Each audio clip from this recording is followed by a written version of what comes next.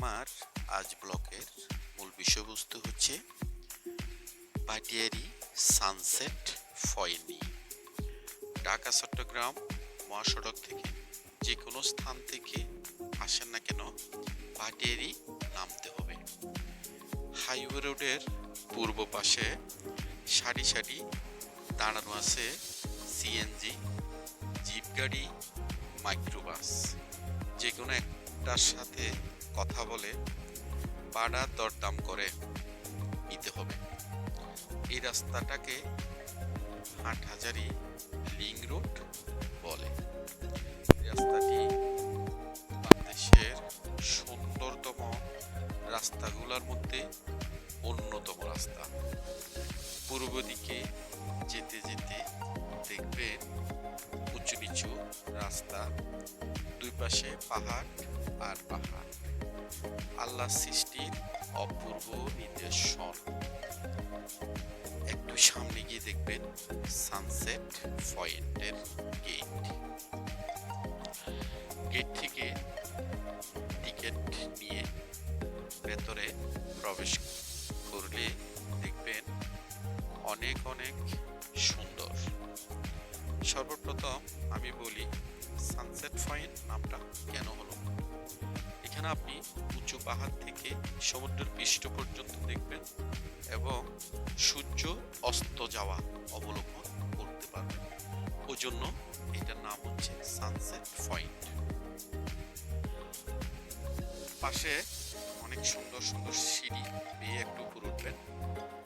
স্থানে সেনাবাহিনীর ক্যান্টনমেন্ট, ভাটিয়ারীর ফুল ভিউ, সমুদ্র পর্যন্ত দেখতে পারবেন।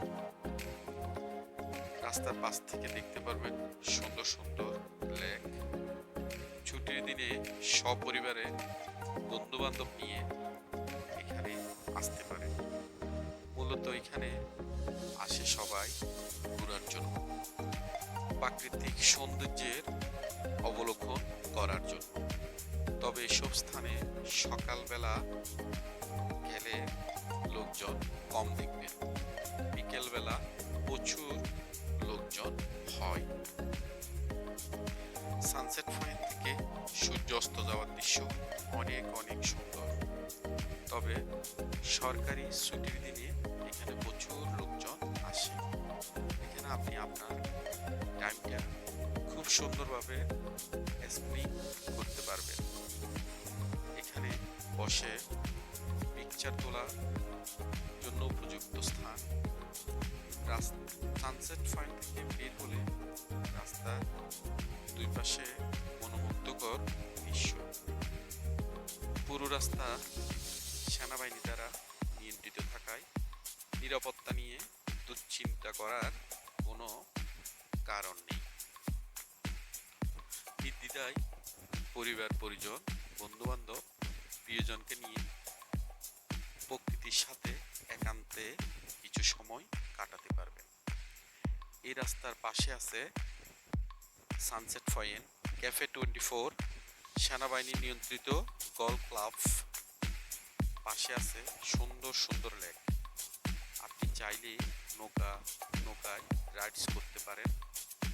অনুমতি নিয়ে বসি মাছ শিকার করতে পারবেন।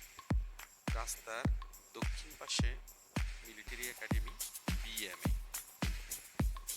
পরিশেষে আমি বলবো ভাটিয়ারী পর্যটন স্পটগুলো অনেক সুন্দর। আপনাদের ভ্রমণে অনেক অনেক আনন্দদায়ক হবে, অনেক ভালো লাগবে। সবার সুস্বাস্থ্য, সুন্দর জীবন কামনা করে আজকের মতো আমার ব্লগ থেকে আমি বিদায় নিলাম। আসসালামু আলাইকুম।